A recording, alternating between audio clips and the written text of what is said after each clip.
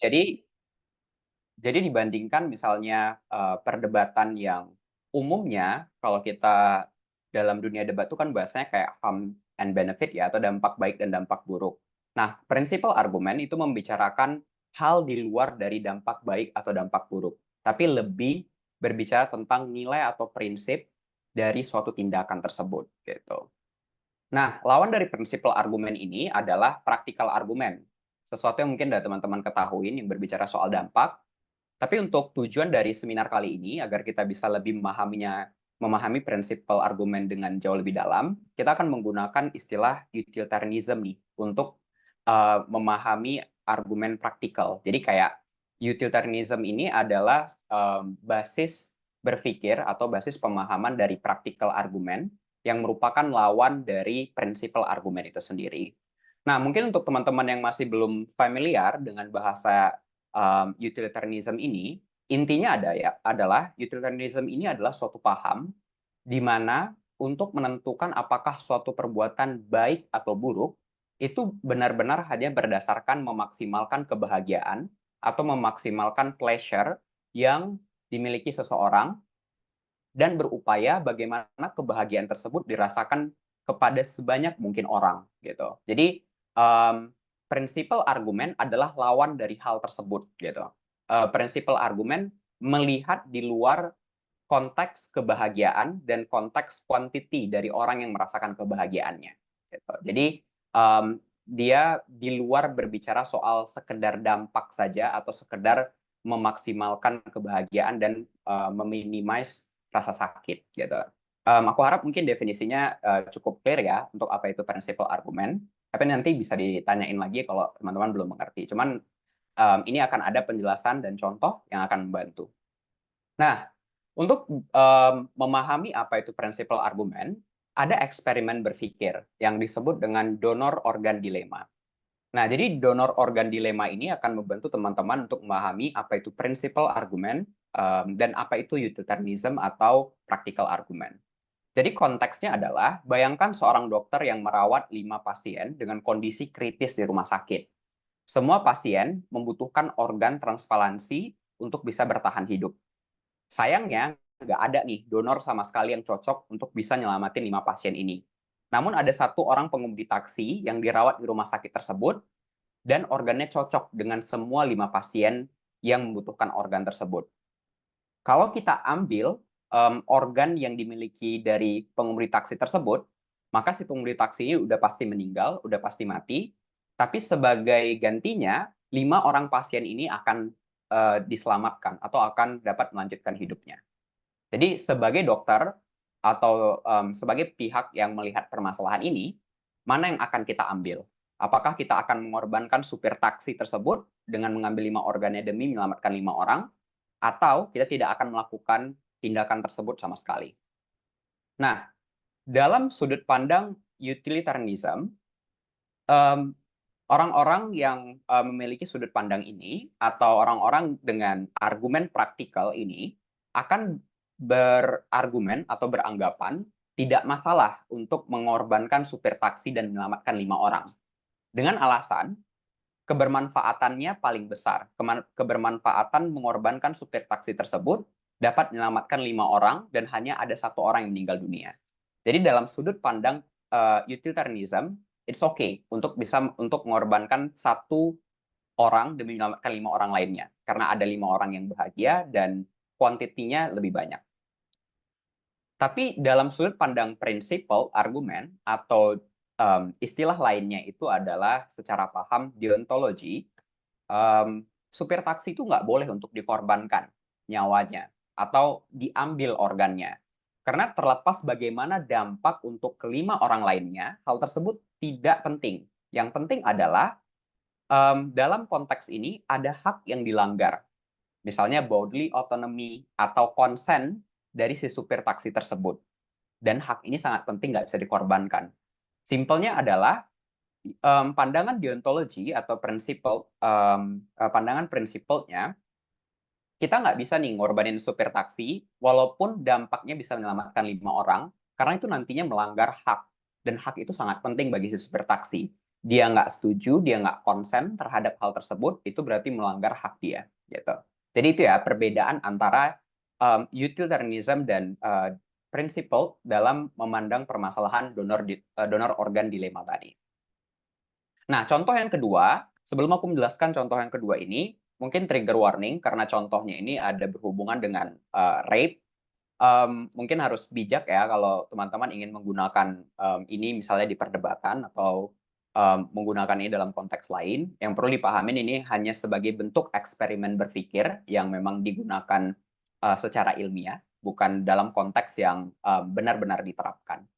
Jadi ada eksperimen berpikir yang diberi nama harmless rape yang dibuat kalau teman-teman mau baca jurnalnya secara pribadi itu namanya The Wrongness of Rape yang ditulis atau disusun oleh John Gana.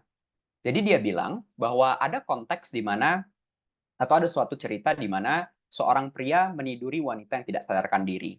Wanita tersebut tentunya tidak setuju, berarti dia tidak konsen sama sekali terhadap perlakuan yang dilakukan oleh pria tersebut. Kemudian setelah hal itu terjadi, si pria pergi dan si wanita terbangun tanpa menyadari sama sekali apa yang terjadi yang telah terjadi terhadap dirinya dan pria tersebut. Dia nggak tahu sama sekali. Tidak ada bekas luka atau bekas apapun yang diterima oleh wanita tersebut, dan si pria tersebut juga tidak pernah menceritakannya kepada siapapun, atau juga tidak pernah mengulanginya pada wanita lain atau pada siapapun. Wanita tidak tahu sampai akhir hidupnya, dan dia pada akhirnya tidak tahu sampai akhir hidupnya bahwa hal tersebut pernah terjadi. Nah, dalam konteks ini, jika kita memakai kacamata utilitarianism yang memandang bahwa yang penting adalah memaksimalkan kebahagiaan, jadi tolak ukur dari benar dan salahnya itu adalah berdasarkan pleasure atau kebahagiaan, tindakan ini dianggap oke atau dapat dibenarkan. Kenapa? Karena satu orang mendapatkan kebahagiaan, si pria, dan satu orang lain nggak terluka sama sekali dan hidupnya tetap normal, yaitu si wanita. Dan kalau teman-teman notice, contohnya berbeda dengan donor organ dilema tadi. Kalau donor organ dilema tadi, jelas komparasinya. Ada 1 dibandingkan 5 orang, 1 orang dikorbankan demi kebahagiaan 5 orang. Tapi dalam konteks ini, 1 banding 1. 1 orang mendapatkan kebahagiaan, 1 orang lain sebenarnya tidak dikorbankan. Karena tidak merasakan sakit, tidak menyadari perbuatan tersebut sama sekali, hidupnya fine-fine aja. Jadi bagi utilitarianism konsep atau mungkin yang hanya memandang berdasarkan dampak atau outcomes, ya ini adalah hal yang oke untuk dilakukan. Tapi dalam pandangan prinsipal atau deontologi dan mungkin pandangan kita semua secara normal, ini adalah perbuatan yang sangat evil atau sangat jahat, bukan karena dampak yang diterima oleh wanita, bukan karena dia merasakan sakit atau ada bekas luka, tetapi karena si pria tersebut menggunakan si wanita hanya sebagai alat untuk mencapai tujuan. Cuman menggunakannya sebagai as a mean to an end, atau cuman menggunakannya sebagai objek atau alat. Dan ini pada akhirnya melanggar misalnya konsep human dignity atau martabat manusia, di mana manusia itu nggak boleh dipandang sebagai objek, melainkan subjek yang nggak boleh digunakan hanya untuk mencapai tujuan seseorang saja. Gitu. Jadi dalam konteks ini ada perbedaan pandangan dari segi utilitarianism dan juga prinsipal atau deontologi dalam melihat suatu tindakan. Dan aplikasinya tidak hanya dalam konteks permasalahan ini, dalam konteks permasalahan-permasalahan lain, pandangan yang serupa bisa saja terjadi. Misalnya, dalam konteks misalnya perusahaan yang menggunakan karyawannya bisa dipandang sebagai cuman menjadikan karyawannya sebagai alat untuk mencapai tujuan, atau misalnya pemerintah kepada rakyatnya, dan banyak contoh-contoh lainnya. Nah, setelah memahami tadi apa definisi dari prinsipal argumen, kita sekarang masuk dalam apa tujuan dari prinsipal argumen tersebut, terkhususnya dalam debat parlementer, dan fungsi dari prinsipal argumen itu sebenarnya dalam debat itu apa aja. Jadi kalau untuk tujuan dari prinsipal argumen, sama dengan argumen praktikal dan sama dengan elemen-elemen lain dalam debat, tujuannya itu sederhana. Kita berusaha meyakinkan juri atau mempersuasi juri dengan menggunakan nilai dan contoh yang sudah familiar. Jadi pahamin bahwa cenderungnya ketika kita berbicara tentang nilai dan prinsip, ketika kita menggunakan prinsipal argumen, hal tersebut adalah nilai-nilai yang sebenarnya abstrak gitu. Jadi ketika ini adalah nilai yang abstrak, akan sangat mudah atau akan membantu kita untuk menjelaskan prinsipal argumen kita dengan nilai dan contoh yang sudah familiar, yang sudah dikenal secara universal gitu. Jadi kita berusaha mempersuasi atau meyakinkan juri dengan nilai atau contoh yang sudah universal. Nanti akan ada contoh dan penjelasan lebih lanjut terkait hal ini. Jadi nanti teman-teman akan dibantu untuk memahaminya lebih lanjut. Nah, untuk fungsi atau menggunakan prinsipal konsep ini sebenarnya dalam konteks apa aja sih? Jadi setidaknya itu ada 3 konteks. Pertama, dalam konteks kita menjelaskan suatu tindakan benar atau salah secara nilai terlepas dari konsekuensinya apa, seperti 2 contoh sebelumnya yang donor organ dilema dan harmless trap tadi. Atau yang kedua, dengan menjustifikasi atau sebaliknya misalnya unjustified, membuktikan kebalikan terhadap suatu tindakan terlepas dari konsekuensinya apa. Jadi biasanya kalau dalam debat itu kan kita ada berdebat tentang justifikasi, apakah suatu tindakan itu justify untuk dilakukan atau tidak. Kita bisa menggunakan prinsipal argumen sebagai salah satu cara untuk melakukan justifikasi tersebut. Dan yang ketiga, untuk menjelaskan kenapa suatu tindakan atau nilai lebih penting dari tindakan atau nilai lainnya. Jadi terkadang dalam debat itu terjadi kayak clash di mana bahwa tim pro punya aktor, punya tindakan yang dia dukung, tim oposisi juga memiliki aktor dan tindakan yang dia dukung dan dua-duanya itu misalnya berbeda. Nah, untuk memecah istilahnya kayak deadlock atau permasalahan ini, prinsipal argumen bisa digunakan untuk menunjukkan kenapa aktor atau suatu tindakan yang kita bela itu jauh lebih penting dibandingkan tindakan yang dimiliki oleh lawan. Jadi prinsipal argumen juga bisa digunakan dalam konteks tersebut gitu. Jadi kurang lebih adalah 3 konteks di mana prinsipal argumen bisa digunakan. Nah, kenapa prinsipal argumen itu penting? Kenapa sih kita harus memikirkan prinsipal argumen? Kenapa nggak practical argumen aja? Nah, jadi sebenarnya secara objektif ketika kita berada dalam debat, pasti memang ada mosi-mosi yang secara spirit of the motion-nya atau tujuan dari mosi tersebut menggali pemikiran kita dari segi prinsipal. Jadi penting untuk kita tidak hanya memiliki pemahaman terkait practical argumen atau argumen harm and benefit, tapi juga argumen prinsipal karena memang dibutuhkan di dalam perdebatan. Tapi juga secara umum ini memberikan perspektif yang lebih luas gitu loh. Karena umumnya memikirkan argumen praktikal itu jauh lebih intuitif dibandingkan prinsipal argumen. Jadi kalau kita punya prinsipal argumen akan lebih kaya argumentasi dan juga perdebatan yang terjadi antara kedua tim.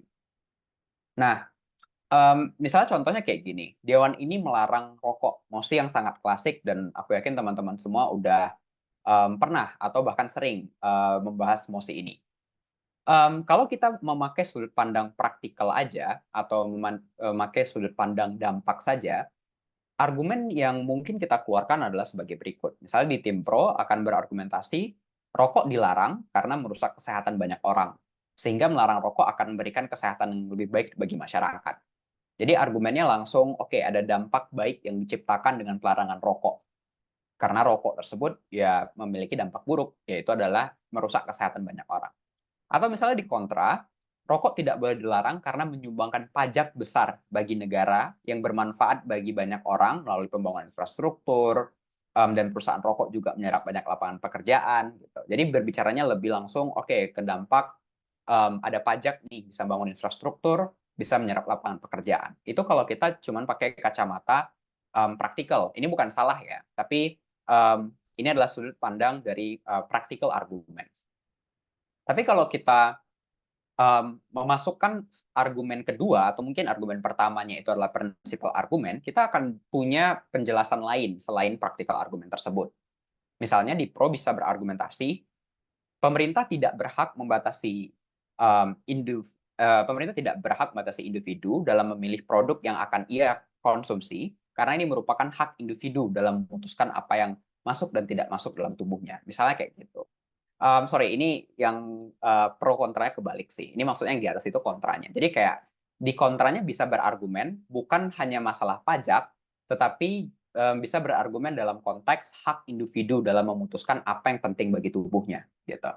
Nah, kebalikannya di sisi pro tidak hanya membahas tentang dampak buruk rokok bagi kesehatan, tapi juga bisa berargumen terkait pembatasan hak. Misalnya, pemerintah berhak membatasi hak individu karena hak tersebut tidak valid ketika datang dari keputusan yang irasional. Individu yang merokok terpengaruh oleh iklan dan lingkungan yang menggambarkan ciri tertentu seperti perokok sama dengan maskulin, terlebih individu berada dalam kecanduan, berarti tidak punya kontrol dalam memutuskan untuk berhenti. Jadi perdebatannya punya perspektif yang lebih luas, tidak hanya misalnya berbicara dalam konteks dampak kesehatan atau pajak, tapi juga berbicara dalam konteks hak, rasionalitas dalam memutuskan, dan juga misalnya dalam segi kontrol terhadap diri. Jadi tujuan prinsipal argumen bisa dikatakan bahwa ini membuat debatnya juga jauh lebih variatif dan memberikan kita kayak sudut pandang argumen yang berbeda dibandingkan practical argumen. Nah, sekarang kita masuk ke bagaimana sih caranya membangun prinsipal argumen yang kuat gitu. Ada beberapa step. Yang pertama itu memahami prinsipal argumen atau konsep abstrak aku bilang karena seperti yang aku jelaskan tadi nilai atau prinsip itu sebenarnya cenderung abstrak. Jadi kita harus pahamin prinsipal argumen atau konsep abstrak yang umum digunakan. Nah, jadi secara umum itu sebenarnya ada dua, tapi tidak terbatas hanya pada ini ya. Prinsipal argumen luas, ada nilai dan prinsip lain di luar yang aku jabarkan ini. Tetapi secara umum bisa aku bilang kayak mungkin 80% dari perdebatan pasti akarnya itu antara berbicara soal hak atau tanggung jawab, responsibility gitu. Nah, istilah-istilah atau macam-macam dari hak dan tanggung jawab bisa teman-teman lihat di sini. Misalnya kayak ada martabat manusia atau human dignity, yang mana ini berbicara soal bahwa manusia itu memiliki hal yang secara internal sangat penting, sehingga kita nggak bisa nih menjadikan manusia hanya sebagai objek. Manusia itu memiliki human dignity yang nggak boleh diganggu, nggak boleh dijadikan objek, atau nggak boleh kayak dibunuh misalnya, kalau kita berargumentasi dalam konteks mempertahankan hak fundamental manusia, yaitu adalah hak untuk hidup. Gitu. Jadi itu basically gambaran dari human dignity. Nah, ada juga konteks misalnya otonomi tubuh atau bodily autonomy, di mana seseorang memiliki hak secara penuh untuk menentukan apa yang dia mau terhadap tubuhnya, entah itu apa yang dia konsumsi, bagaimana dia menggunakan tubuhnya, misalnya dalam konteks apakah dia melakukan pekerjaan tertentu atau dia melakukan olahraga yang bisa mengancam dirinya, itu adalah bodily autonomy dia atau hak penuh dia untuk memutuskan apa yang ingin dia lakukan dengan tubuhnya. Atau misalnya self defense atau bela diri, di mana seseorang memiliki hak secara penuh untuk ngedefend diri mereka dalam kondisi bahkan dalam konsekuensi-konsekuensi yang berbahaya, misalnya memungkinkan untuk melukai orang lain atau memungkinkan untuk membunuh orang lain misalnya. Ada juga kayak persetujuan atau konsen. Jadi kayak apa yang terjadi terhadap orang tersebut itu harus berdasarkan konsen atau persetujuan dia.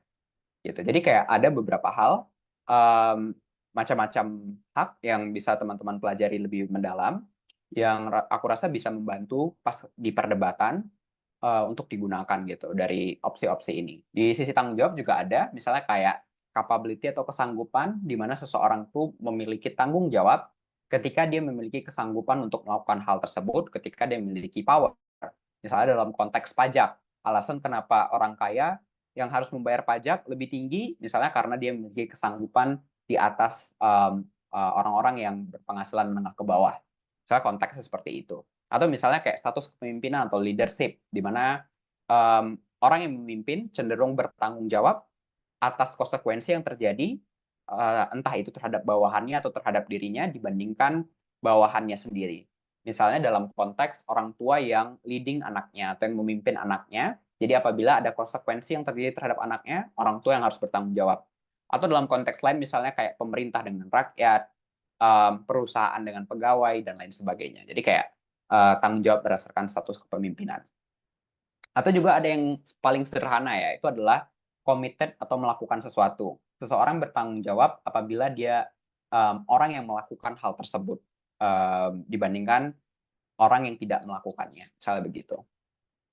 Nah, jadi step pertama menurut aku teman-teman harus punya kayak pembendaharaan atau semacam bank argumentasi terkait prinsipal argumen tersebut dengan memahami hal-hal yang udah umum digunakan oleh para debater dalam ruang lingkup kayak hak dan tanggung jawab. Setelah itu, teman-teman bisa explore sendiri untuk menemukan prinsipal argumen yang lain. Bisa dari kayak teman-teman baca buku yang berkaitan dengan filosofis, atau mungkin dengan menonton video-video debat dan meminjam argumentasi-argumentasi yang dibawakan oleh debater-debater yang teman-teman sukai atau yang teman-teman tonton gitu di YouTube. Nah, next, hal kedua dalam membangun prinsipal argumen ini adalah menjelaskan abstraksi atau menjelaskan prinsipal argumen tadi, tapi disertai dengan contoh yang intuitif gitu. Maksudnya gimana? Maksudnya kayak gini. Misalnya kita lihat contoh yang pertama. Dewan ini akan melegalkan marijuana atau dewan ini akan melegalkan ganja. Sederhananya kayak gitu. Konteksnya adalah tim pro berusaha menjustifikasi dampak buruk yang mungkin diterima dari penggunaan marijuana dengan konsep bodily autonomy atau konsep hak terhadap kepemilikan tubuh. Tim pro bisa bilang, meskipun penggunaan marijuana bisa berdampak buruk, tetapi setiap orang punya hak penuh atas tubuh mereka, bodily autonomy, termasuk pada produk yang ingin mereka konsumsi. Di status quo, kita memperbolehkan orang untuk mengkonsumsi alkohol, rokok, yang mana hal tersebut juga berbahaya bagi tubuh, atau kita juga memperbolehkan kontak sport yang juga dapat membahayakan diri sendiri. Ini menunjukkan bahwa negara tidak serta-merta melarang sesuatu hanya karena ada potensi bahayanya, tetapi memberikan pilihan terhadap seseorang dalam membuat keputusan. Nah, kalau teman-teman notice dalam contoh sederhana yang aku berikan ini, setelah menjelaskan apa itu bodily autonomy atau apa itu hak penuh terhadap diri mereka dengan bilang bahwa seseorang punya hak untuk memilih produk yang mereka konsumsi, aku barengi dengan contoh langsung yang apple to apple atau yang sesuai dengan konteks yang ingin aku buktikan. Jadi ketika aku ingin membuktikan bahwa harusnya marijuana ini dilegalkan meskipun ada dampak buruknya, aku berusaha bawa contoh alkohol dan rokok ataupun konteks sport. Konteks sport itu kayak boxing atau MMA yang ada juga potensi harm-nya, yang juga bisa membahayakan tubuh, tetapi di status quo sekarang pemerintah melegalkan atau memperbolehkan gitu. Jadi itu kayak berusaha mempersuasi juri dengan contoh yang udah familiar, contoh yang memang orang-orang udah well known terkait hal tersebut dan related terhadap hal yang ingin kita buktikan gitu. Jadi kita ingin menjustifikasi marijuana meskipun ada dampak buruknya, tapi kita berusaha menunjukkan bahwa ada hak bodily autonomy dalam memutuskan, dan di status quo toh ada hal yang mirip seperti alkohol dan rokok atau bahkan konteks sport, tapi dibolehkan. Baru kayak masuk ke kesimpulan atau link back dengan bilang, ya meskipun ada potensi bahayanya, pemerintah tetap membolehkan. Ini menunjukkan bahwa bahaya itu nggak dijadikan parameter oleh pemerintah untuk melarang sesuatu, tapi memberikan pilihan terhadap seorang untuk memutuskan apakah dia ingin menggunakan hal tersebut atau tidak gitu. Jadi itu yang aku maksud dengan menjelaskan abstraksi dan contoh yang intuitif. Yang perlu diingat, pastikan contoh yang teman-teman bawa itu universal, diketahui secara umum, dan kedua juga inline dengan apa yang teman-teman ingin buktikan gitu. Atau contoh yang kedua, misalnya dalam konteks mosi Dewan ini lebih memilih dunia di mana anak dalam usia dewasa, maksudnya anak yang sudah dewasa, merawat orang tua mereka daripada tinggal terpisah. Nah, konteksnya adalah tim kontra berusaha menjelaskan mengapa tanggung jawab orang tua bisa dialihkan sebagai respon kepada tim proposisi. Gitu. Nah, sorry, ini typo lagi, maksudnya tim kontra. Jadi tim kontra bisa argue bahwa kami setuju bahwa anak memiliki tanggung jawab untuk merawat orang tua, tetapi tanggung jawab dilandasi kesanggupan atau capability, seseorang dalam menjalankannya. Oleh karena itu, ketika anak tidak mampu secara langsung melakukan tanggung jawab tersebut, mereka dapat digantikan dengan aktor lain seperti perawat dan panti jompo.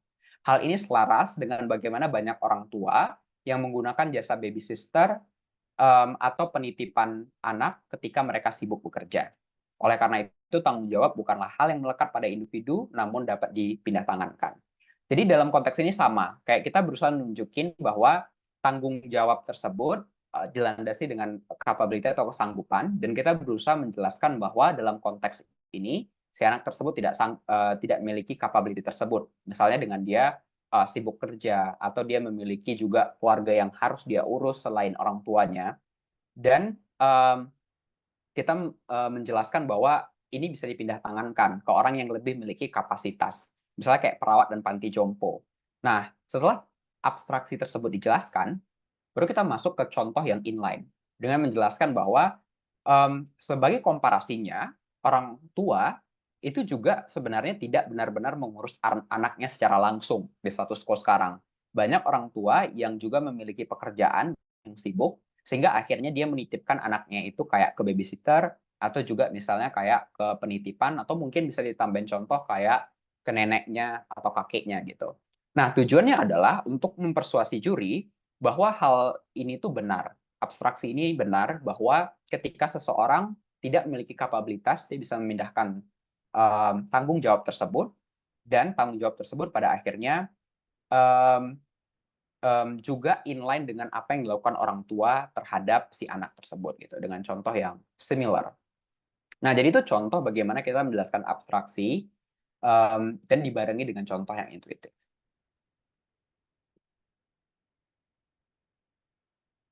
Oke. Nah, yang ketiga adalah menjelaskan prerequisite dari suatu prinsipal, sehingga nantinya prinsipal tersebut dikatakan valid atau dapat dikatakan benar.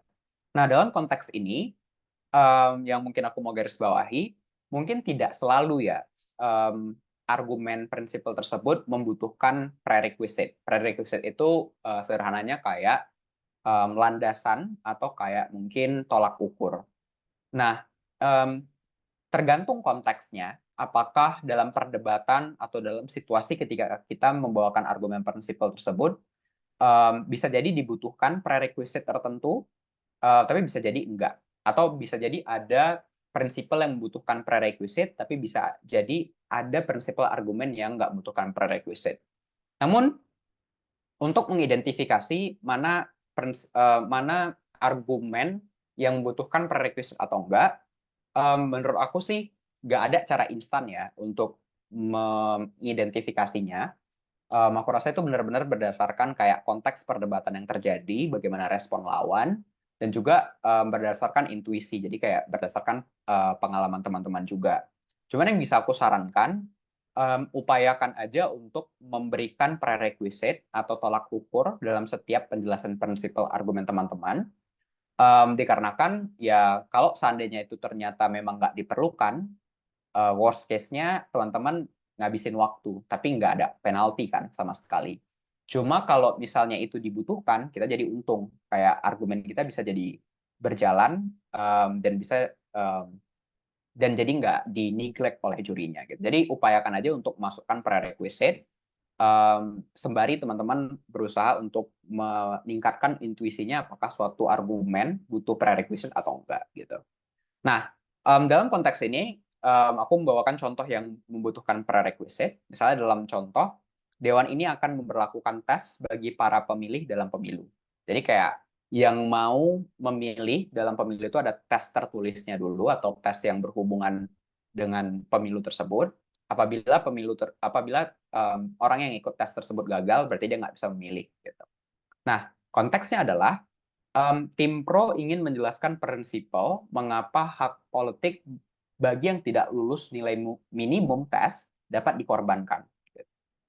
Kenapa hak bagi yang gagal itu boleh untuk dikorbankan. Nah, pro bisa berargumentasi dengan bilang, kami memahami bahwa hak politik merupakan hal yang penting, tetapi kami rasa bahwa hak memilih dapat dibatasi karena standar dari validnya hak ini bergantung pada rasionalitas dalam memilih. Itu juga alasan yang sama mengapa ada pembatasan umur di status quo mengenai usia minimum untuk memilih dan dipilih, karena ada upaya memastikan pemilih yang rasional. Yang dilakukan tes ini hanya memperjelas standar rasionalitas yang tidak bertumpu pada umur yang masih relatif, melainkan tes yang jauh lebih objektif. Jadi, yang dijelaskan dalam konteks ini tidak hanya menjelaskan bahwa oke, ada prinsipal yaitu adalah hak memilih, tetapi juga dibarengi dengan penjelasan bahwa hak memilih ini ada prerequisite-nya atau ada tolak ukurnya. Orang hanya bisa memilih ketika dia sudah dianggap rasional, cukup rasional oleh pemerintah atau oleh sistem dari demokrasi itu sendiri. Jadi makanya perlu diadakan tes. Nah, jadi dalam konteks ini aku berusaha menjelaskan bahwa dalam konteks hak ada prerequisite rasionalitas, dan ketika rasionalitas itu tidak ada, seseorang kehilangan haknya gitu loh.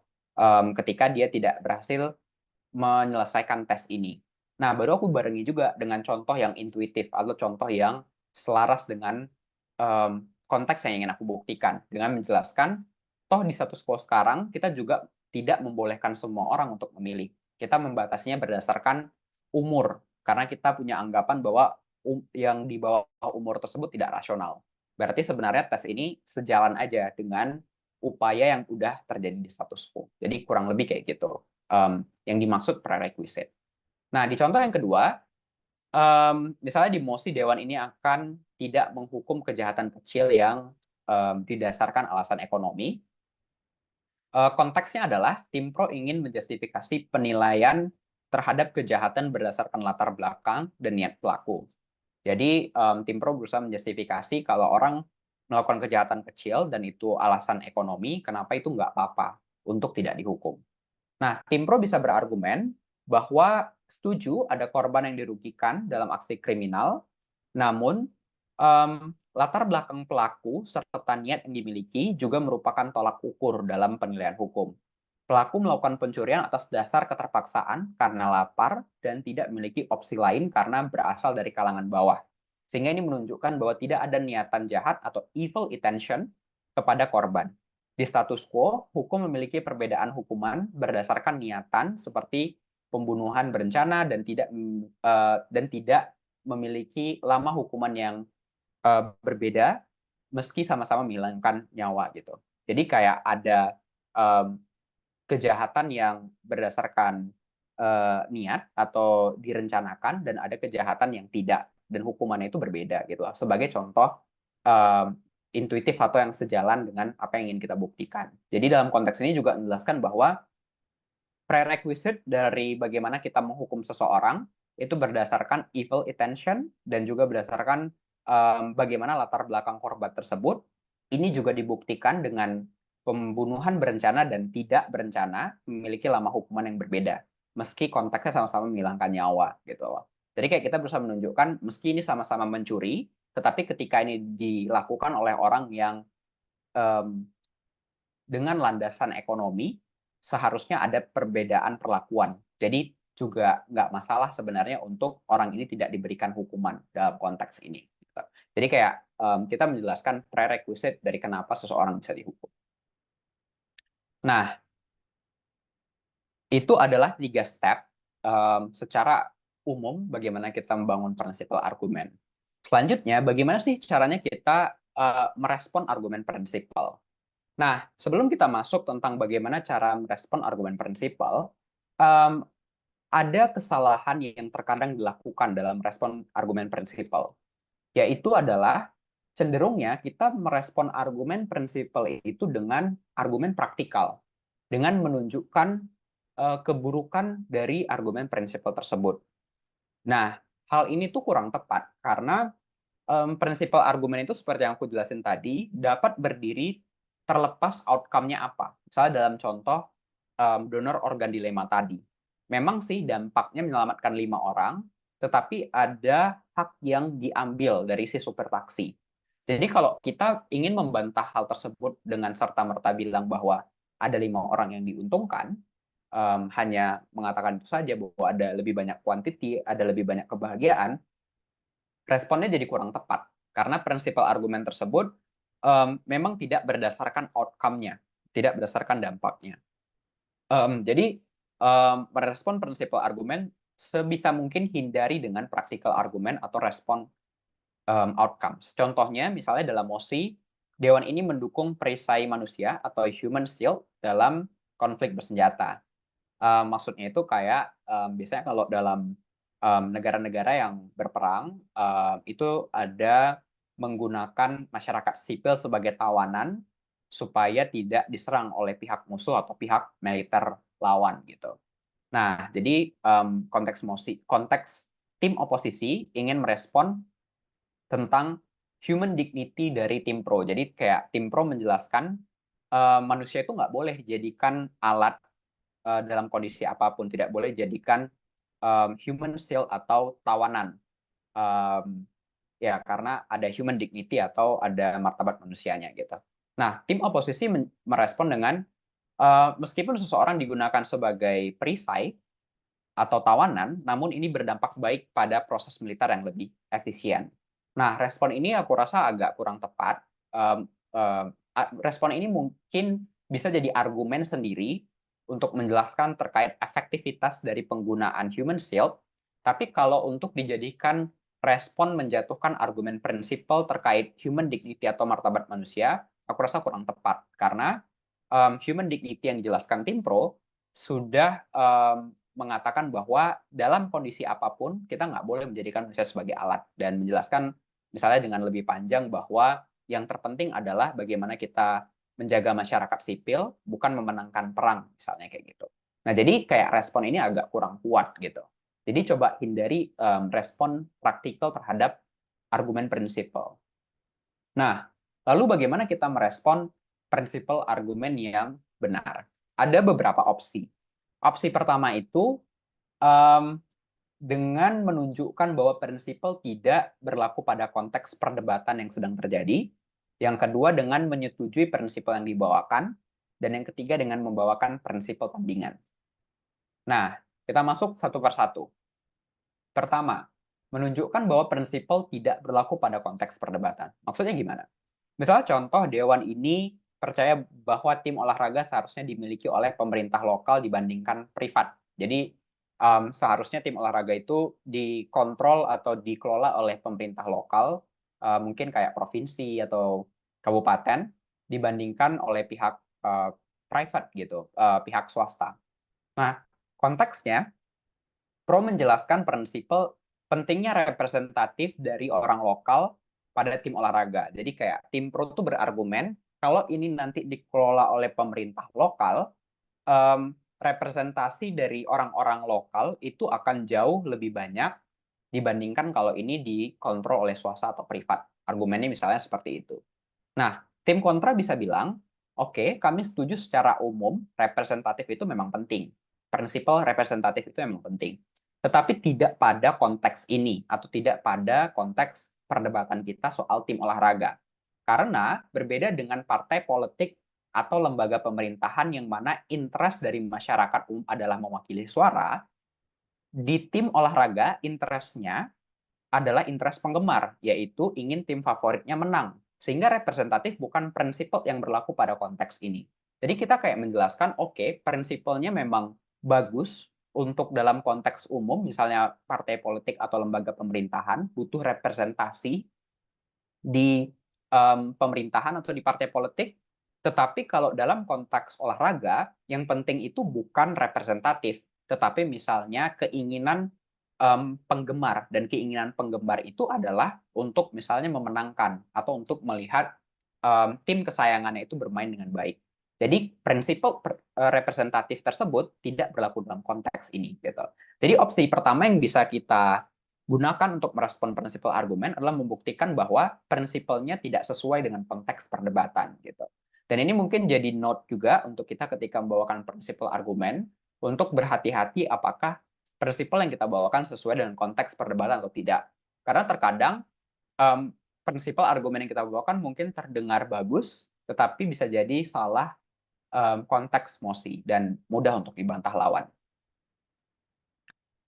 Opsi yang kedua adalah dengan menyetujui prinsipal yang dibawakan. Nah, biasanya dalam konteks ini, perdebatannya itu nanti jadi berubah praktikal, atau memang perdebatannya itu prinsipal tidak begitu penting ketika kita menyetujui prinsip yang dibawakan. Contohnya misalnya, dalam mosi Dewan ini percaya bahwa negara-negara berkembang seharusnya memprioritaskan hubungan bilateral dengan negara kawasan regional, contohnya ASEAN, dibandingkan kawasan internasional. Nah, konteksnya, tim pro itu menjelaskan mengapa secara prinsip negara memiliki responsibilitas terhadap masyarakat untuk memberikan ekonomi yang stabil, sehingga kita nih harus mendukung yang kawasan regional dibandingkan kawasan internasional. Nah, kontra dalam respon hal ini bisa bilang, kami juga menyetujui bahwa negara memiliki responsibilitas terhadap masyarakat, dan hal tersebut merupakan tujuan utama dari kedua sisi. Sehingga debat ini harus berbicara tentang apakah tujuan tersebut tercapai dengan hubungan bilateral di kawasan regional atau internasional. Jadi kayak dalam konteks ini, prinsip yang dibawakan tim pro itu tidak eksklusif. Hal tersebut juga ada di sisi tim kontra. Jadi tim kontra tidak perlu untuk sampai membantah atau membawakan prinsip tandingan atau membuktikan prinsip tersebut tidak berlaku dalam konteks ini, tapi cukup menyetujui. Oke, kami setuju kok sama prinsip argumen tersebut. Tapi perdebatannya bukan apakah prinsip tersebut benar atau tidak, tapi prinsip itu bisa dicapai dari sisi mana? Apakah sisi pro dengan kawasan regional atau sisi kontra dengan kawasan internasional gitu. Nah, biasanya debat itu langsung jadi praktikal. Efektivitas, apakah lebih efektif di sisi pro atau di sisi kontra, misalnya kayak gitu. Jadi itu opsi kedua untuk merespon prinsip argumen. Nah, dalam dua konteks tersebut, itu sebenarnya konteks yang tidak ideal. Maksudnya, argumen yang dibawakan oleh tim lawan, satu, tidak relevan, kedua, tidak eksklusif. Tapi tentunya pasti ada konteks di mana memang argumen prinsipalnya itu emang udah bagus. Konteksnya relevan dan juga eksklusif di sisi mereka. Nah, cara kita merespon argumen prinsipal seperti itu adalah dengan membawa prinsipal tandingan. Dan nantinya tugas kita membuktikan kenapa prinsipal kita lebih penting dibandingkan prinsipal lawan. Contohnya adalah, mosi misalnya di daerah dengan tingkat kejahatan tinggi, Dewan ini akan merelaksasi penegakan hak privasi. Jadi kayak memperbolehkan penyadapan, ada pengawasan pemerintah, dan lain-lain. Jadi intinya kayak hak privasi itu dikorbankan.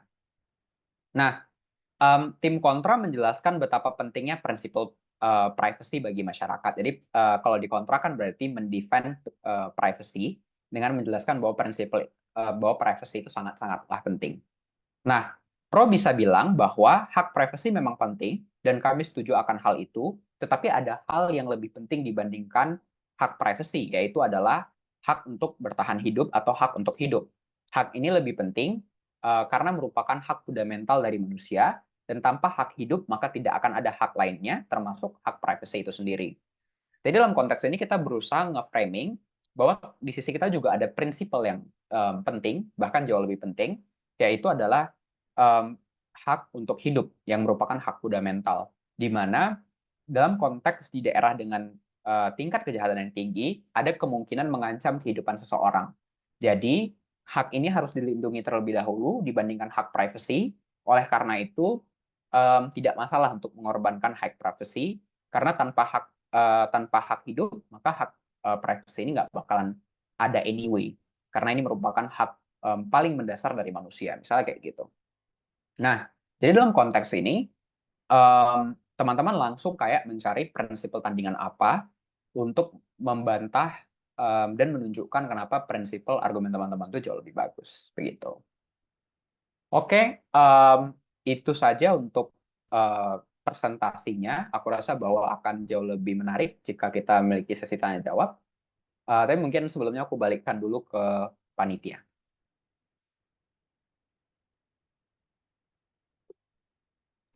Oke, baik. Terima kasih banyak Kak Vicky atas materi yang sangat menarik dan sangat menambah wawasan kita semua terkait argumentasi prinsipal. Oleh karena itu, kita mungkin langsung aja ke dalam agenda yang dapat lebih engage ke teman-teman semua, yaitu dengan sesi tanya jawab. Jadi langsung aja bagi teman-teman yang yang berkenan untuk bertanya, baik lewat via chat ataupun lewat via Zoom dengan raise hand, dapat bertanya ke Vicky dan mungkin tanya-tanya lebih lanjut tentang argumentasi prinsipal yang mungkin masih menjadi pertanyaan di diri kalian. Oke, langsung aja. Nah, kita udah ada satu nih Kak. Mungkin kita bakal satu persatu, jadi dari pertanyaan ini langsung dijawab kali ya Kak Vicky ya. Oke, aku bacain ya pertanyaan pertama. Apakah di satu speech kita bisa bawa argumen prinsipal dan argumen praktikal secara bersamaan, Kak? Ini tuh Kak pertanyaan. Um, Oke, menarik. Jadi kalau untuk di satu speech, berarti kayak aku asumsiin selama 7 menit itu bisa untuk dibawain. Itu sebenarnya bergantung dari apakah teman-teman cukup efektif dalam menyampaikan argumentasinya. Karena yang perlu dipahamin bahwa prinsipal argumen tersebut dan tentunya juga praktikal argumen jangan dianggap enteng salah satunya sehingga harus dijelaskan secara mendalam gitu.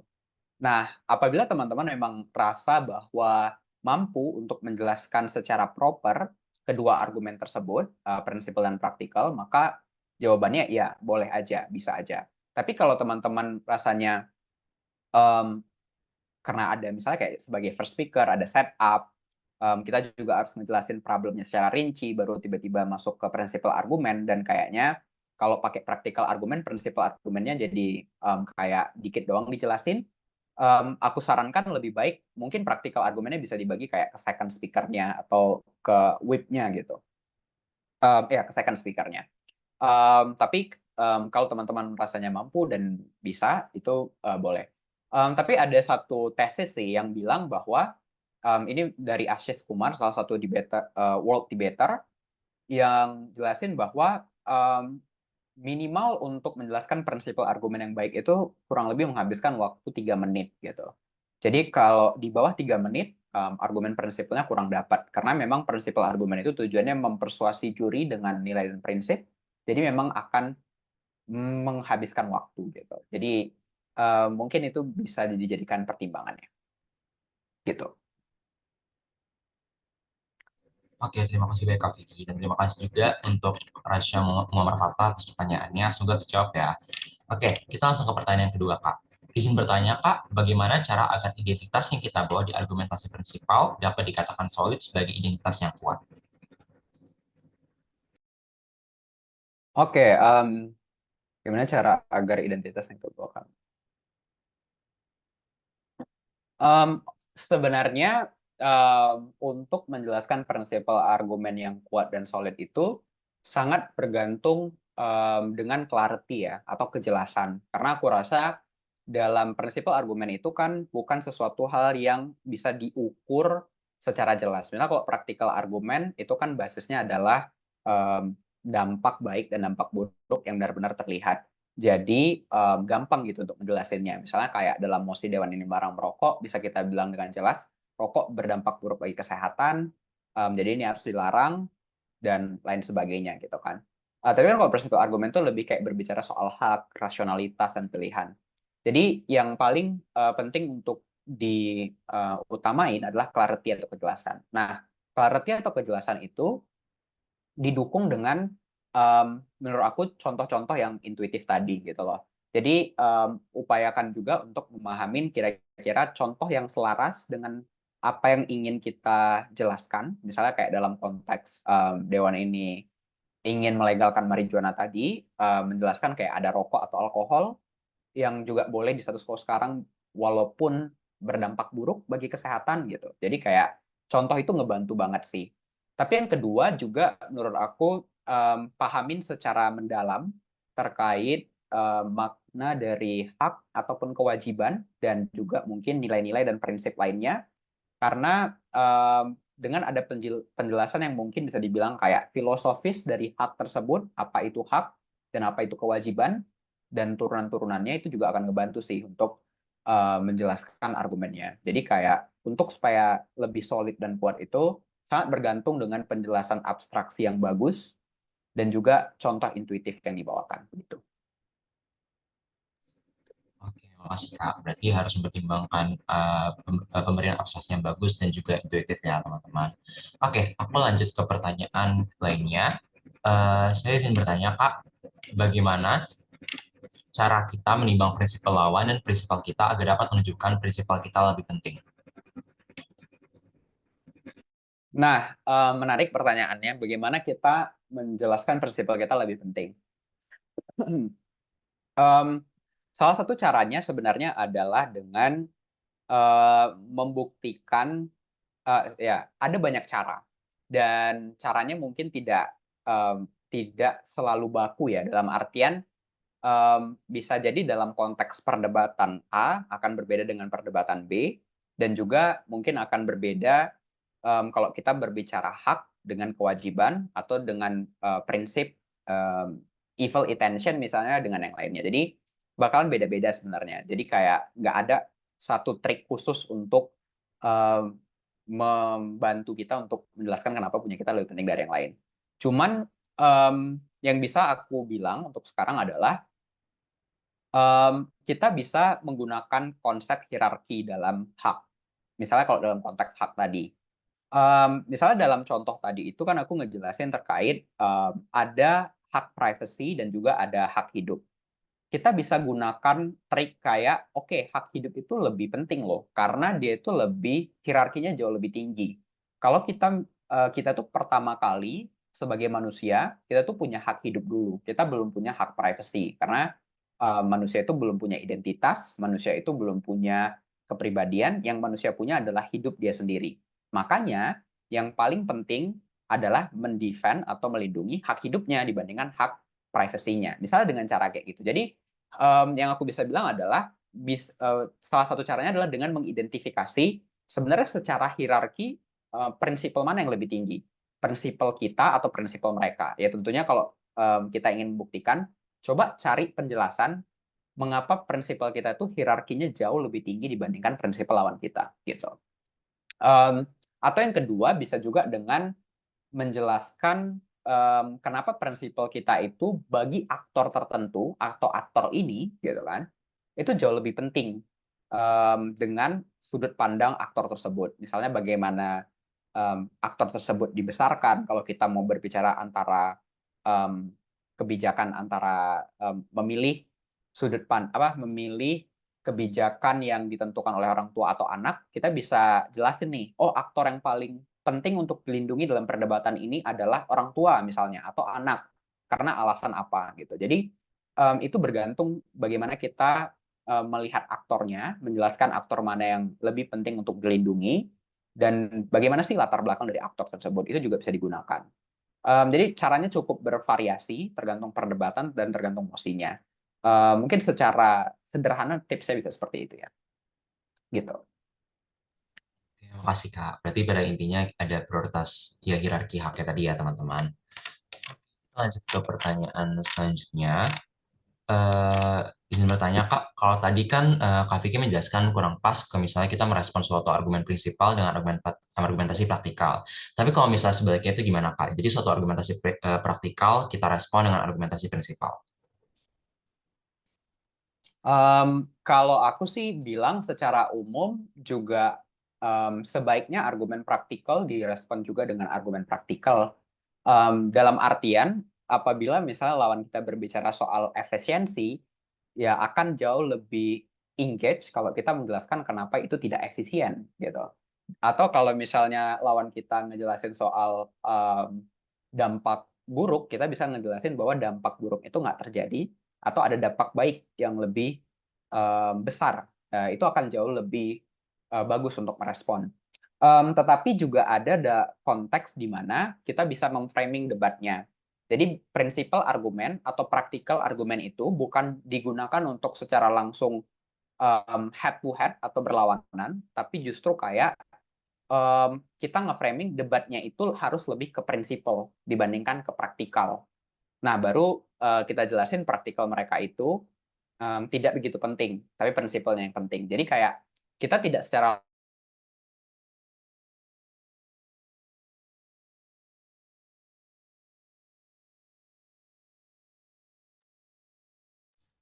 ini adalah prinsipal bukan praktikal. Nah, itu bisa juga kayak gitu.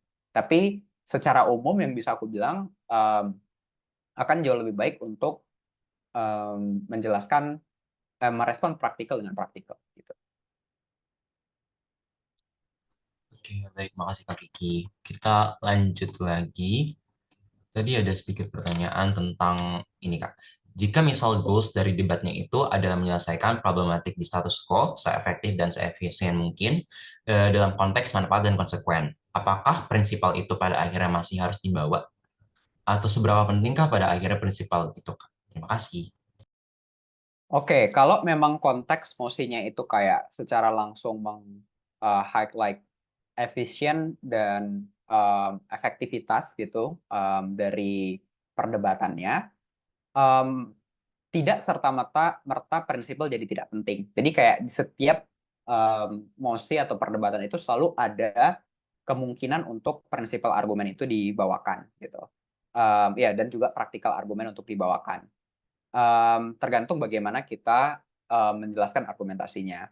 Cuma kalau ini kan kita nggak tahu nih mosinya kira-kira kayak gimana. Tapi anggap aja secara umum, oke, kedua belah tim itu udah ngejelasin argumen praktikal dan rata-rata memang perdebatannya soal argumen praktikal.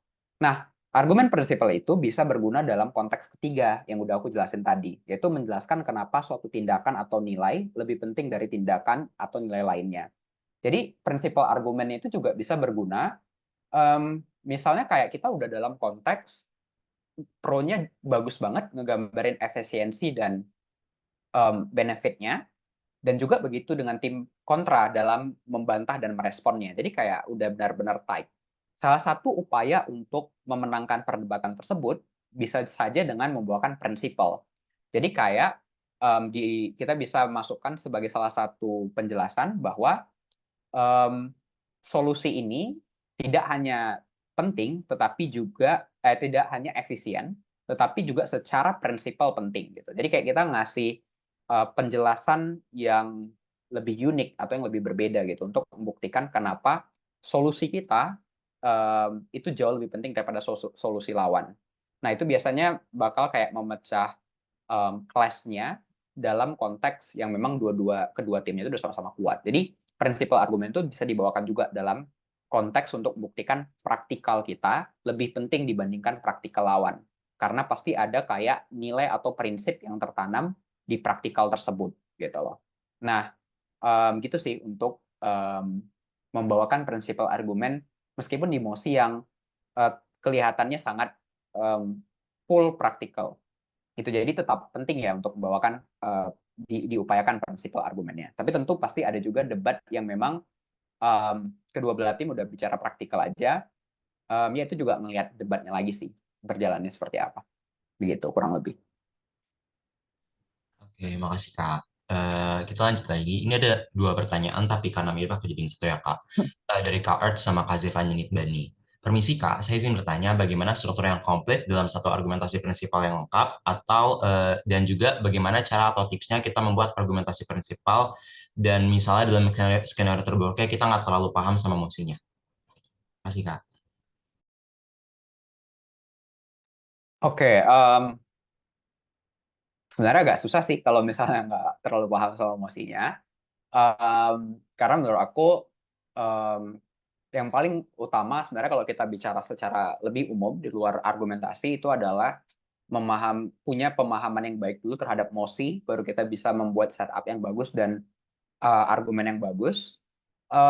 Cuma mungkin untuk kayak sedikit tips, kalau memang ada permasalahan untuk memahami mosinya seperti apa, coba untuk ya ini kaitan dengan prinsipal argumen ya. Coba untuk kayak melihat hubungannya itu apakah lebih ke hak atau tanggung jawab gitu. Karena seperti yang aku sampaikan tadi itu rata-rata kayak secara garis besar mosi itu kayak berbicara soal hak atau tanggung jawab konteks prinsipalnya. Tidak selalu, ada juga banyak mosi yang berbicara nilai atau prinsip yang lain, tetapi secara umum dua ini.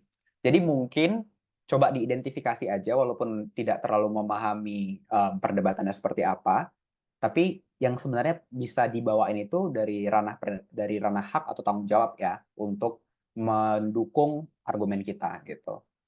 Jadi mungkin kayak gitu. Ya, tapi itu juga bergantung kepada pemahaman dari Mosi. Jadi kayak menurut aku memang yang paling utama itu memahami emosinya dulu.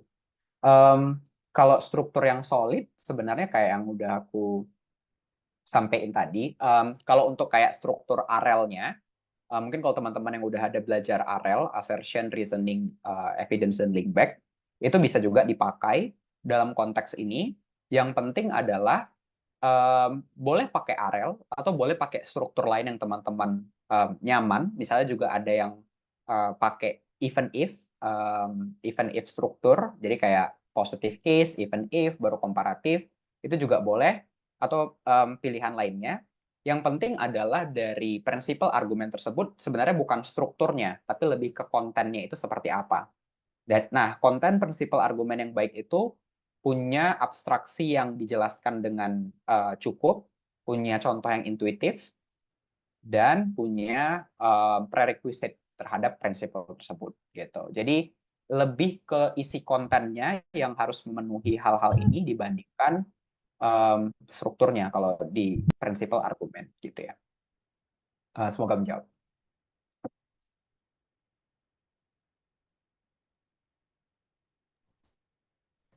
Oke, semoga terjawab ya teman-teman pertanyaannya. Aku lanjut ke pertanyaan lainnya. Izin bertanya, Kak, kalau lawan membawakan argumentasi prinsipal yang baik atau kuat, dan kita tidak punya ide untuk melakukan sanggahan atas prinsipal tersebut, apa yang harus dilakukan? Apakah lebih baik untuk tidak menyinggung argumen tersebut sama sekali? Kayak misalnya kita masuk ke praktikal dan lain sebagainya, Kak. Gimana kira-kira? Makasih, Kak. Oke. Kalau lawannya bawa prinsipal yang sangat kuat, apakah kita respon atau enggak? Tetap direspon tentunya, karena harusnya kalau misalnya prinsipal itu sesuai dengan konteks mosi perdebatan dan dibawakan dengan baik, tentunya pasti sudah dinotis oleh jurinya dan sudah dicatat oleh jurinya. Jadi, em, jadi ya kita nggak bisa berharap karena kita tidak bahas, maka akan serta-merta dianggap tidak penting di perdebatan dan kita menang gitu. Karena ya harusnya itu udah dihitung jurinya. Jadi kita dianggap justru tidak engage atau tidak respon terhadap hal tersebut. Saran aku adalah untuk meminimalkan kekalahan, ya anggap worst case-nya kita kalah gitu karena prinsipnya sangat bagus dan kita bingung responnya apa, tetap upayakan untuk merespon. Setidaknya yang kita selamatkan itu ya speaker score gitu. Jadi kayak juri tidak melihat kita itu speaker skornya rendah karena tidak engage dan karena ignore, tetapi ya juri ngelihat bahwa oke, udah ada attempt untuk merespon tapi gagal karena belum begitu kuat. Jadi walaupun kita kalah, at least kayak marginnya mungkin nggak terlalu jauh atau bisa ngebantu speaker score dari pembicara yang respon. Ya kurang lebih kayak gitu sih. Dalam konteks kalau kita nggak paham ngerespon atau nggak ngerespon, tentunya ngerespon ya. Ini dalam konteks memang prinsipal argumennya penting, yang kayak aku bilang tadi relevan, eksklusif, ya kita harus respon. Tapi kalau misalnya prinsipal argumennya tidak relevan dan tidak eksklusif, em, kita tidak respon sekalipun kemungkinan besar masih bisa menang, karena jurinya nganggap bahwa poin ini mungkin tidak penting dalam perdebatan. Tapi kalau ini relevan dan eksklusif dibawakan oleh lawan, langkah terbaik merespon walaupun mungkin gagal gitu. Semoga terjawab. Oke, semoga terjawab ya dari Kalina. Dan tadi mungkin juga sekalian menjawab pertanyaan dari Kak Roy, karena kurang lebih sama mengenai menjawab argumentasi lawan. Dan oke, mungkin kita lanjut ke pertanyaan dari Kak Firstin. Izin nanya, Kak, apakah kalau dalam argumentasi prinsipal itu kita boleh membawakan satu poin aja yang pada akhirnya nanti ada elaborasi, atau kayak kita tuh harus minimal punya dua poin gitu, Kak, atau adakah batasan tertentu dalam argumentasi prinsipal kita, Kak? Oke, nice. Kalau untuk boleh satu atau tidak, boleh. Karena kalau kita bisa bawa satu dan kita bisa kasih penjelasan yang memadai, ya itu juga udah bagus banget. Tapi kalau untuk batasan berapa banyaknya itu sebenarnya nggak ada. Yang penting kalau kita pun bawanya banyak, pastikan itu kayak terjelaskan dengan baik. Kalau teman-teman pengen punya, tapi ini iya. Oh ya, kalau teman-teman misalnya pengen lihat speaker atau debater yang prinsipal argumennya bagus banget, itu ada WDC 2016.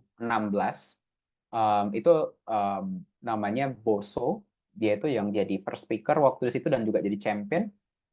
Dan argumen dia itu full prinsipal secara 7 menit. Dan dia membawakan berbagai macam prinsipal dalam argumentasinya.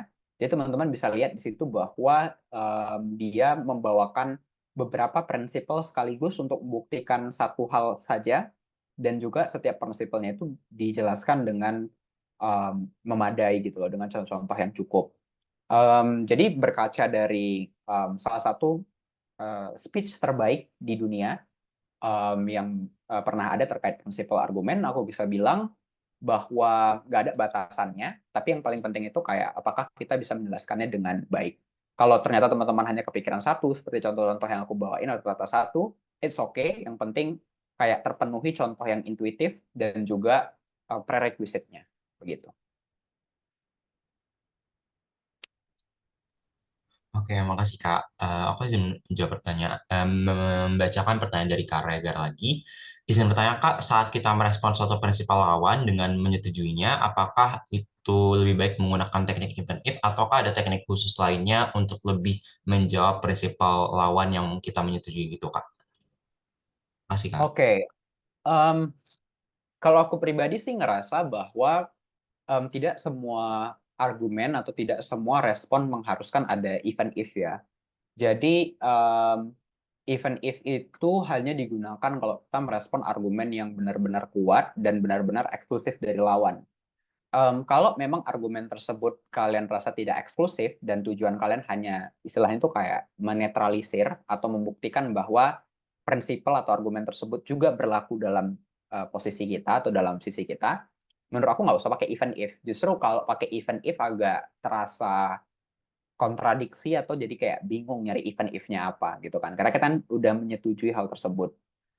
Jadi saran aku kalau kalian emang yakin bahwa argumen tersebut tidak eksklusif, nggak usah pakai even if sih. Langsung aja jelasin kenapa argumennya tidak eksklusif, prinsipal tersebut tidak eksklusif, dan kalian arahin debatnya ke hal yang harus diperdebatkan atau hal yang memang lebih eksklusif untuk diperdebatkan. Begitu. Jadi kalau pendapat aku pribadi, sebenarnya tergantung mosi dan tergantung perdebatan yang terjadi juga ya, karena mungkin um, bisa berbeda um, um, gimana kita meresponnya tergantung mosi dan perdebatannya.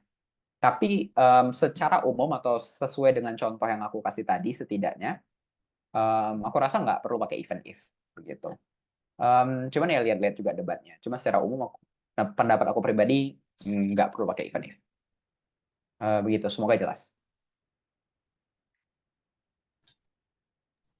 Oke, makasih banyak Kak Vicky. Ini sejauh ini ada satu pertanyaan terakhir, tapi mungkin kita masih open untuk dua atau tiga penanya lagi kalau misalnya teman-teman ada pertanyaan ya, teman-teman. Oke, dari Kak Art, permisi Kak, izin bertanya. Bagaimana cara menjelaskan oral evidence dalam argumentasi prinsipal, Kak? Ya, kalau kita mau pakai struktur AREL gitu kan, ya kita bisa menggunakan bagian evidence itu untuk menunjukkan contoh yang intuitif tadi, seperti yang aku jelaskan gitu. Jadi contoh intuitif itu kita masukkan di bagian evidence-nya gitu loh. Kayak misalnya dalam contoh ini kita jelasin, misalnya contoh yang kedua, hal ini selaras dengan bagaimana banyak orang tua yang menggunakan jasa babysitter atau penitipan anak ketika mereka juga sibuk bekerja. Jadi itu kayak bisa di bagian evidence-nya kan untuk menunjukkan contoh yang intuitif tadi gitu. Jadi kalau mau pakai AREL tersebut bisa dengan memisahkan kayak di bagian evidence, bagian contohnya di reasoning-nya itu kita masukin yang bagian abstraksi tadi yang tanggung jawab, landasi kesanggupan, capability, dan bla bla bla tadi itu. Jadi bisa kayak gitu. Tapi kalau aku pribadi, um, aku sebenarnya tidak terlalu berpatokan terhadap AREL. Jadi sebenarnya AREL itu lebih ke kayak konsep atau struktur yang wajib ada di argumen dibandingkan sesuatu hal yang berurutan. Jadi nggak harus kayak A, R, E, atau terus L. Kalau aku pribadi sih kayak nge-mix aja, terutama R sama E-nya itu aku mix, yang penting kayak jadi suatu kalimat padu dan bisa dipahami oleh juri dengan jelas. Jadi kalau aku pribadi kayak gitu strukturnya, tapi kalau kamu ngerasa lebih nyaman dengan konsep AREL yang dipisah gitu, ya bisa ditaruh bagian evidence-nya itu contoh yang intuitif tadi. Kurang lebih kayak gitu. Oke, makasih banyak Kak Vicky. Semoga menjawab ya, teman-teman. Oke, ini langsung ada tiga penanya nih, Kak. Aku baca yang pertama dulu ya. Dari Kak Fahri. Kak, izin bertanya, aku termasuk pemula dalam teknik debat ini. Kira-kira apakah ada rekomendasi, referensi seperti buku, artikel untuk belajar teknik debat ini, Kak? Thank you, Kak. Oke, referensi ada banyak banget. Cuma aku pribadi mungkin aku belum tahu yang atau belum banyak lihat seminar atau buku yang berbahasa Indonesia. Tapi aku pribadi tahunya ada banyak dan dari banyak institusi besar dan debater besar juga ada banyak buku sih yang bisa jadiin referensi dan juga ada banyak video YouTube. Tadi itu kalau misalnya teman-teman notice di awal aku ada kasih referensi terkhusus untuk prinsipal argumen ini. Ini ada video YouTube yang bisa dilihat. Um, yang super shiny principal argument bisa diketik di YouTube, atau yang kayak escaping utilitarianism, atau juga ada buku sih yang bisa dibaca kayak African Voice First Principle Training Handbook. Mungkin bisa di type aja di Google, kayaknya bukunya harusnya ada, tapi kalau nggak ada aku punya sih, mungkin aku nanti share ke panitia, panitia bisa share ke teman-teman sekalian. Itu mungkin bisa jadi referensi. Tapi terlepas dari itu juga banyak referensi lain sih, kayak ada yang Monash uh, debate book guidance gitu. Itu juga kayaknya harusnya ada di Google. Bisa dijadikan patokan buku-buku tersebut ya. Atau sebenarnya kalau aku pribadi cara yang paling menurut aku efisien untuk um, apa ya, belajar debat di awal itu coba nonton video-video debat yang udah banyak di YouTube. Kayak ya kan kemarin ini banyak banget video YouTube yang dari NUDC ataupun KDMI atau NSTC dan LDBI yang udah di YouTube. Jadi teman-teman mungkin bisa pilih beberapa video yang teman-teman rasa bagus atau yang teman-teman bisa ikutin pembawaan debaternya. Jadi teman-teman kayak lihat mosinya, terus ngelihat cara mereka menyusun argumentasi, melihat cara strukturnya dicatat atau kayak dibuat transkripnya, itu juga ngebantu sih untuk belajar kalau masih pemula. Dan jujur aku lebih sering pakai cara itu sih dibandingkan nonton seminar atau baca buku. Tapi nonton seminar atau baca buku juga sangat bermanfaat sih untuk memperdalam gitu. Ya, semoga terbantu.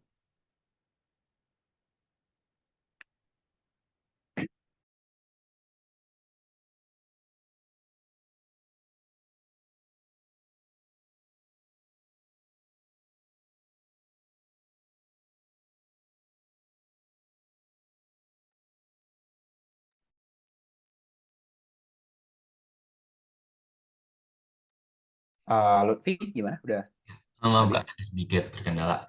Oke, Oke. semoga tadi terjawab ya, teman-teman. Oke, aku izin membacakan pertanyaan selanjutnya. Kak, permisi, kira-kira untuk memastikan apakah argumentasi prinsipal ini lebih cocok di pembicara satu atau pembicara dua ya, Kak, dalam konteks ASEAN Parliamentary, terutama dalam LDBI. Oke, kalau untuk konteksnya sebenarnya gini, prinsipal argumen itu tidak hanya kayak satu argumen yang kalian selesai bawain, tapi sebenarnya itu dari eh, berkelanjutan dari satu, dua, dan tiga gitu. Jadi maksud aku tuh kayak kita memandang baik itu sebenarnya prinsipal atau praktikal argumen itu bukan kayak sesuatu hal yang oke dibawain pembicara satu, dibawain pembicara dua atau pembicara tiga, tapi itu sebenarnya harus ada dari ketiga tim. Penjelasan itu secara continuously atau terus menerus gitu, karena kan pasti ada yang dibawain pembicara satu bisa diperkuat lagi pembicara kedua dan bisa lagi diperkuat pembicara ketiga gitu. Jadi kalau menurut aku pribadi sih um, um, pemahamannya harusnya kayak gitu ya, kayak bukan hanya membebankan pada satu speaker saja untuk membawakan tipe argumen tertentu, tetapi memang setiap tim itu membawakannya. Cuman kalau berkaitan dengan pertanyaannya tadi ya berarti di pembicara satu udah wajib ada prinsipal argumennya gitu. Cuma di pembicara keduanya jangan jadi kayak tidak menjelaskannya lagi, tapi juga kalau misalnya memang ada yang bisa ditambahin, bisa di-extend, atau merespon ke lawan yang sudah menghancurkan prinsipal argumen kita dengan membangun kembali prinsipal argumen tersebut, juga sangat-sangat disarankan, apalagi dalam perdebatan gitu. Jadi jawabannya adalah dari pembicara satu udah wajib ada, tapi usahakan juga di pembicara kedua dan ketiga itu tetap dibahas gitu. Cuman kalau berbicara dalam konteks yang kayak, oh keterbatasan waktu kak, um, aku ada ide, kita punya ide prinsipal dan punya ide praktikal, pembicara satunya nggak mampu nih untuk bawa dua argumen sekaligus gitu. Mana nih yang harus diprioritasin? Nah, jawabannya adalah tergantung mosinya sebenarnya. Apakah mosi itu lebih cenderung ke penjelasan yang bersifat prinsipal atau bersifat praktikal? Kalau dia bersifat prinsipal, berarti ya diusahakan dari pembicara pertama udah ada penjelasan prinsipalnya. Tapi kalau misalnya itu lebih cenderung ke praktikal kalian rasa, usahakan um, ya mungkin praktikalnya bisa lebih didahulukan baru prinsipalnya itu ada di pembicara kedua. Kurang lebih kayak gitu untuk pembagian argumentasinya. Tapi secara umum menurut aku setiap argumen itu harus ada di setiap pembicara, pembahasannya tidak boleh kayak terputus di pembicara pertama terus kedua ketiganya udah nggak ada bawain prinsipal lagi. Ya menurut aku itu kurang strategis dan tidak sesuai dengan tujuan debat gitu. Oke, semoga terjawab ya, Kak Dani. Oke, kita ada pertanyaan terakhir nih, Kak, dari Kak Dik dan Valendea.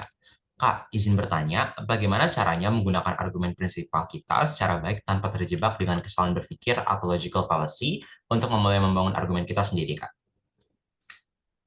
Oke, kalau misalnya logical fallacy, menurut aku sebenarnya tidak hanya bertumpu pada prinsipal argumen, tapi juga bisa terjadi di practical argumen, bisa terjadi dalam kita ngebuat setup, kita membuat bantahan, kita membuat framing dan lain sebagainya. Jadi kayak logical fallacy itu bisa terjadi secara umum sebenarnya, tidak hanya di prinsipal argumen.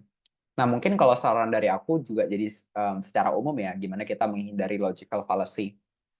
Sebenarnya kalau untuk persiapan sebelum di lomba atau case building, coba teman-teman bisa kayak searching terkait logical fallacy, dan itu kan ada beberapa poin, dan itu kayak ada sampai ratusan, cuman coba baca aja logical fallacy yang umum terjadi atau sering terjadi, dan pahami kenapa logical fallacy tersebut terjadi atau kesalahan berpikir tersebut terjadi. Dengan memahami hal tersebut, harusnya baik di membuat prinsipal argumen, praktikal, setup, bantahan, dan lain sebagainya, kita terhindar tuh dari logical fallacy atau kesalahan dalam berpikirnya.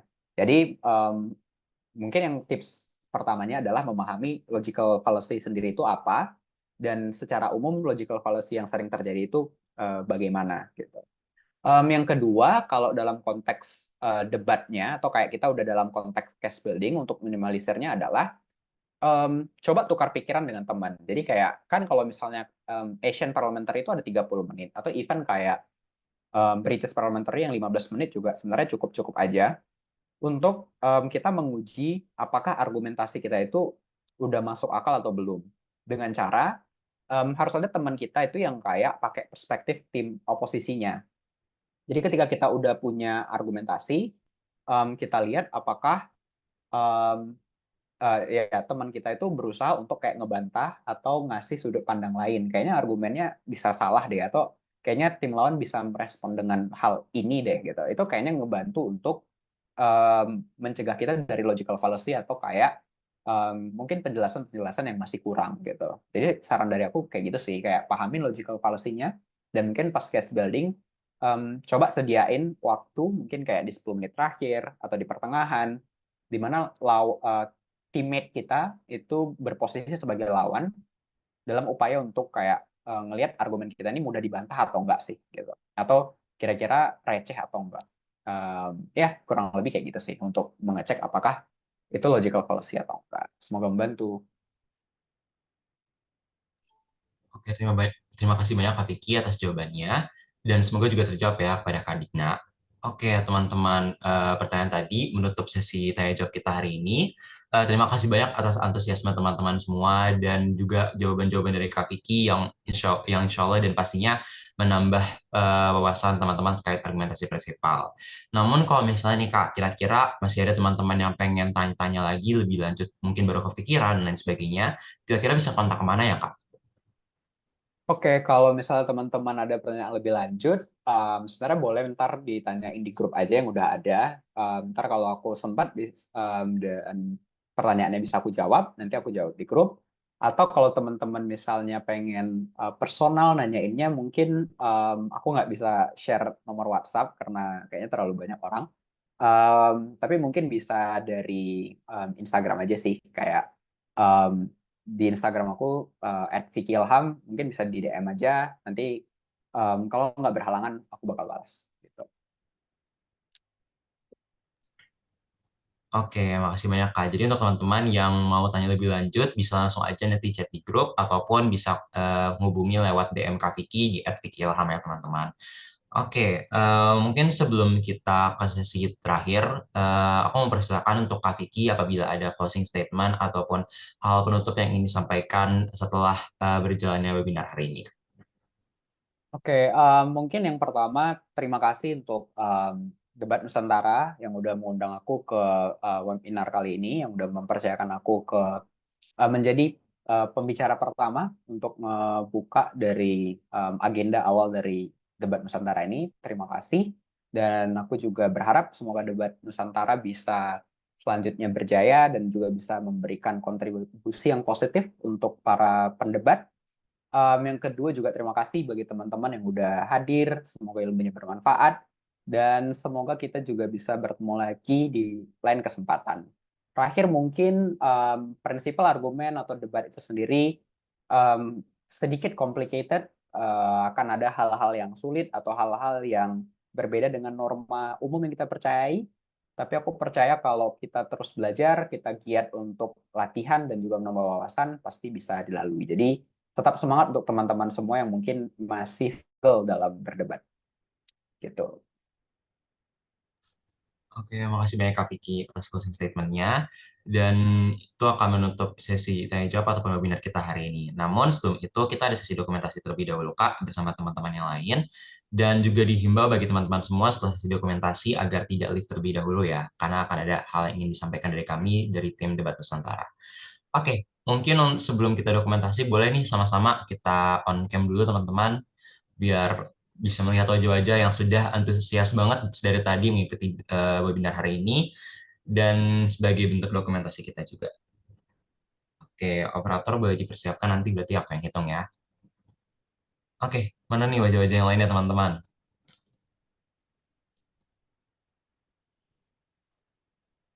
Oke, oke, aku mulai hitung mundur ya. Oke, boleh pause sebagus mungkin teman-teman. 3, 2, 1. Sekali lagi, 3, 2, 1. Terakhir, sekali lagi, 3, 2, 1. Oke, makasih banyak teman-teman semua yang sudah hadir pada webinar hari ini. Dan juga makasih banyak kepada Kak Vicky selaku narasumber pertama pada webinar yang diadakan oleh Debat Nusantara. Dan ya, segala insight ataupun segala wawasan yang diberikan tadi, insya Allah dapat menambah pengetahuan teman-teman tentang argumentasi prinsipal dan lain sebagainya. Dan bisa jadi acuan baru untuk teman-teman lebih mengeksplor terkait debat dan lain sebagainya, teman-teman. Sekali lagi terima kasih banyak kepada Kak Vicky. Apabila Kak Vicky ingin leave atau ada urusan lain dipersilakan ya Kak. Terima kasih banyak Kak. Oke, terima kasih ya semuanya. Sama-sama Kak. Oke, kepada teman-teman semua tadi dari kami sedikit disclaimer untuk tidak live terlebih dahulu karena ada hal yang ingin kami sampaikan.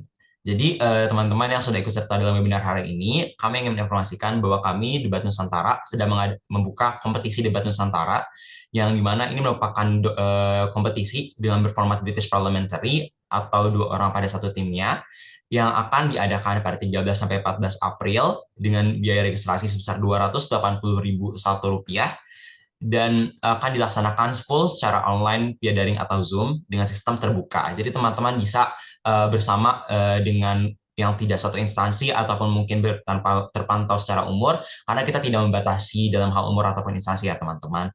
Mungkin kita bisa sedikit kenalan juga dengan ketua juri dan wakil ketua juri kita. Yang pertama, ketua juri kita ada Leonardus Hans Bastian dari ITB, dengan berbagai pencapaian seperti ketua juri KDMI dan LDB 2023, Breaking Judge USDC 2023, UADC 2022, Auslas 2023, dan berbagai prestasi lainnya.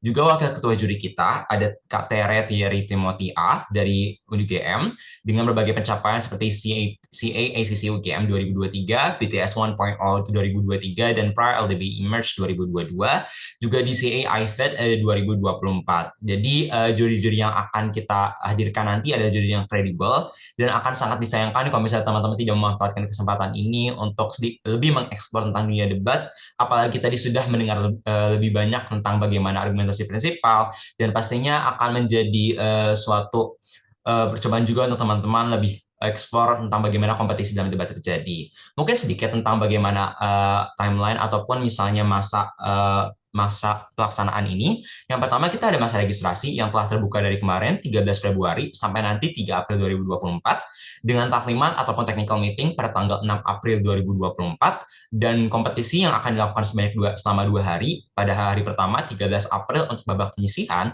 dan juga 14 April untuk babak eliminasi. Mungkin nantinya akan ada berbagai penyesuaian tanggal yang akan kami informasikan lebih lanjut, dan kuota kompetisi kami adalah 56 tim.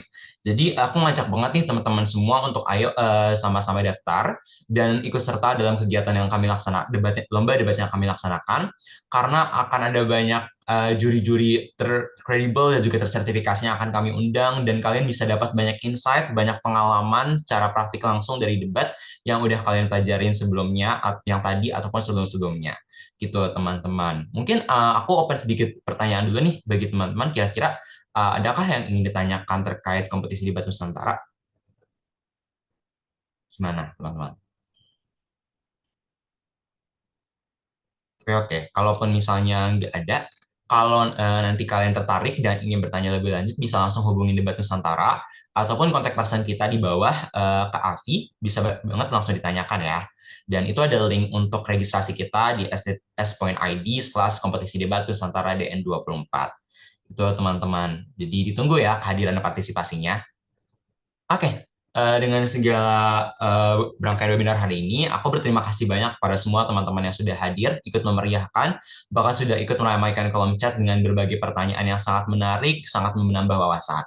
Semoga apa yang kami laksanakan hari ini dapat bermanfaat, dan jangan lupa untuk terus update akan kegiatan kami sebagai Debat Nusantara, karena kami akan terus mengadakan hal-hal, informasi-informasi yang insya Allah akan bermanfaat bagi kalian, para debaters baru ataupun debaters yang sudah melaksanakan progresivitas baik secara materi ataupun secara hal-hal lainnya, kompetisi dan lain sebagainya. Gitu teman-teman. Oke, makasih banyak. Kalian bisa leave apabila ada kegiatan lain sebagainya ya. Terima kasih. Terima kasih, Kak. Sama-sama.